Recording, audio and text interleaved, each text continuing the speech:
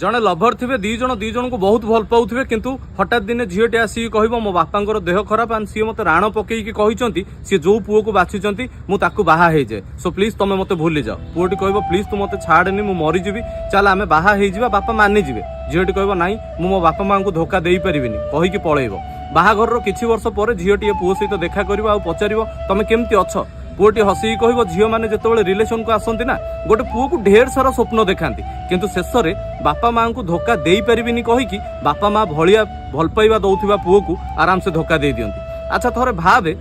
जदि से टाइम मु मरी जाइथांती तू कौन फील करता झीटी चुप रहिबो पुओटी तापर पचारिबो एबे थोड़े भाव जदि तो स्वामी एबे मरीजिबो ताल तो लाइफ रे केमती आगु को बढ़िबू एंड केमती कौन रहिबू तो झीटी रागिजिबो कहबो एमती फालतू कथा कौन पे कहउछ